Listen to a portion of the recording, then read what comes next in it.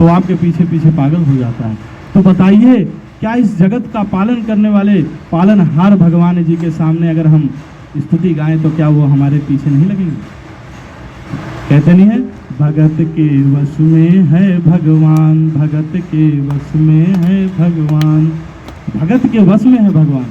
भगवान जो है, जब भगवान जो है भक्ति के वश में हो जाते हैं, यानी भक्ति के द्वारा आप भगवान को जीत सकते हैं। अहंकार के द्वारा आप भगवान को जीत नहीं सकते हैं। आप कहा था, 24 घंटे उनका रोम रोम श्री रामचंद्र भगवान का गान करता है, श्री रामचंद्र भगवान का गान करता है। आप बताइए, क्या हम उनसे बड़े हैं? हम उनसे बड़े हैं? नहीं ना। तो हमें भी भगवान का नाम, अरे भाई रास्ते में चल रहे हो, कोई काम धंधा नहीं है, दूसरे के बारे में सोचने से अच्छा है राम राम राम, जय श्री राम, जय श्री। बोलिए, जय श्री राम कहने में कितना आनंद है। जय श्री राम, जय श्री राम, जय श्री राम, जय श्री राम, जय श्री राम।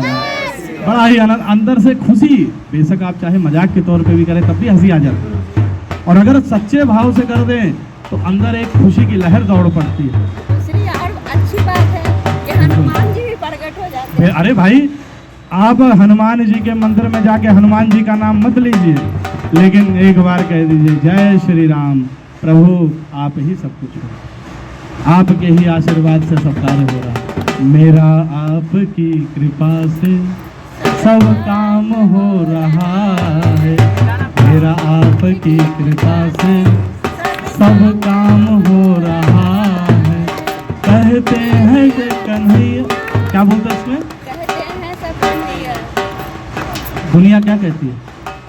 कहते हैं सब कन्हैया, तेरा काम करते हैं सब कन्हैया, करते हैं सब कन्हैया, मेरा नाम हो रहा है। ऐसा है भाई, अभी जो है संगीत लाइन में पहली बार आया, संगीत पहले कभी किया नहीं है। तो कहने का मतलब यह है कि करते हो तुम कन्हैया, मेरा नाम हो रहा है। मतलब कि भगवान जो है, करेंगे भगवान, लेकिन आपको माध्यम बनाया हुआ है। अरे भैया, किसी का कत्ल करके आओगे तो भगवान थोड़ी ना गए छुरा भोंकने के लिए, उन्होंने आपको माध्यम बना दिया। मतलब करते हो तुम कन्हैया, मेरा नाम हो रहा है। भैया, मारा तुमने, मेरे मन में तुम बसे हो, तुमने किसी को उड़ा दिया और मेरे को पुलिस पकड़ के लेके जा रही हो। हमारा कोई पकड़ लेंगे किसी। बिल्कुल, अब देखो इस बात पे बड़ा इनको मजा आ गया। बहुत सही, बिल्कुल सही। महाराज जी का कथन बिल्कुल सत्य है। देखो, ऐसा है कि हमारा जो भाव कैसा है भगवान के प्रति, बस यही होता है और कुछ नहीं। आप मेरे से मिलेंगे तो मेरा क्या भाव चल रहा है आपके प्रति, ये प्रेम की परिभाषा है। अगर मेरे मन में आपके प्रति अटूट प्रेम है तो मेरा चेहरा बताएगा, आप मेरी आंखें बताएंगे। आंखें कहते हैं आईना होती हैं। को खुश करना है तो जो आपने जिसको काम पे रखा है उसको एक दिन पहले तनख्वाह दे दो। उसका काम पूरा होने से पहले आप उसको तनख्वाह दे, उसके अंदर एक खुशी की लहर दौड़ेगी। क्या कि मेरा मालिक बहुत अच्छा है, भगवान इसको और तरक्की दे। और फिर क्या होगा?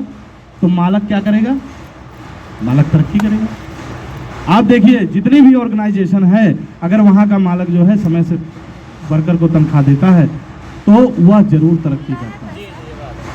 बिल्कुल बिल्कुल। चलिए महाराज जी, आपको बहुत बहुत धन्यवाद, बड़ा सहयोग किया आपने, बड़ा आनंद आया आपके साथ। बाबा जी खुश है कि नहीं है? पूरा खुश है हम। बड़े आनंदित हैं। जय हो नारायण। इसी तरह आप हमेशा हंसते रहें, आपके चेहरे पे हंसी बड़ी अच्छी लगती है। हंसते हैं तो आपका चेहरा खिल जाता है फूल की तरह, जैसे गुलाब का फूल सुबह खिला रहता है। तो बिल्कुल बिल्कुल बिल्कुल बिल्कुल। महाराज जी के लिए एक बार जोरदार तालियां हो जाए।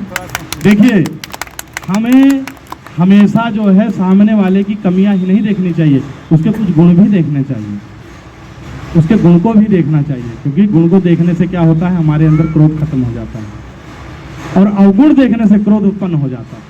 ये सत्य वचन है। क्या देखने से? अगर अवगुण आप देखेंगे, यानी किसी की कमियां देखेंगे तो आपको गुस्सा चढ़ेगा, लेकिन अगर किसी की अच्छाई देखेंगे तो आपको गुस्सा कम चढ़ेगा। इसीलिए कैसी भी परिस्थिति हो, हर परिस्थिति में जो है सामने वाले का गुण देखना चाहिए, और शांति से देखो, वहाँ से सटक लो, ज़्यादा बहस मत करो, ज़्यादा किसी से उलझो मत। उलझने से काम बिगड़ता है, बनता नहीं है। अगर आप उलझ रहे हैं तो आप समझ लीजिए काम बिगाड़ रहे हैं। ज़्यादा किसी के पीछे उलझो मत। अगर उसके साथ आपका भाव नहीं बन रहा है तो आप उससे क्या कर लें, दूरी बना लें। दूरी बनाने से कुछ दिन की दूरी से क्या होगा, कुछ दिन की दूरी से क्या होगा, दोनों मामला ठंडा हो जाएगा, सामने वाला शांत हो जाएगा, उसको अपनी गलती का एहसास होगा, तब वो आपको फिर मिलेगा। लेकिन अगर आप उससे बार बार मिलेंगे और वो क्रोध अवस्था में है, कहते नहीं है आग के पास जाओगे तो क्या होगी, जल जाओगे। जब आग ठंडी हो जाए फिर जाओ तो उठा के उसको बाहर फेंक दो। महाराज सही बोला गलत बोला है? आग जब जल रही है तो उसके पास मत जाइए, उसको ठंडी होने दीजिए, क्योंकि आग के आपके अंदर इतनी क्षमता नहीं है कि आग से लड़ सकें। जब वो ठंडा हो जाएगा तो आप उसको उठा के बाहर भी फेंक सकते हैं, क्योंकि वो राख हो जाएगा ना जलते जलते। तो इसी तरीके से अगर सामने वाला क्रोधित है तो आप वहाँ से हट जाएं, खिसक जाएं। अगला यही कहेगा ना डर गया मेरे से, कोई बात नहीं। अरे भैया कह ही देगा डर गया तो कौन सा मुझे अवार्ड, अगर मैं जीत ही जाऊंगा उससे तो अवार्ड क्या मिल जाएगा मुझे। और किसी से निरर्थक बहस नहीं करनी चाहिए, क्योंकि बहस करने से आप बहस तो जीत जाएंगे लेकिन उस इंसान को खो देंगे जो जिंदगी भर आपका किस मौके पे आपका साथ देने वाला था। हो सकता है ऐसे क्षण में आपका साथ दे देता कि आप वो समय वही इंसान आपके ही काम आ सकता था, लेकिन आपने उस इंसान को खो दिया। तो रिश्ते खोने से अच्छा है कि हम बहस को ही हार जाएं। हाथ जोड़ के वहाँ से हट जाइए जो चीज़ें समझ में नहीं आती। तो कल जो है हमारा सिर्फ यही रहेगा। आज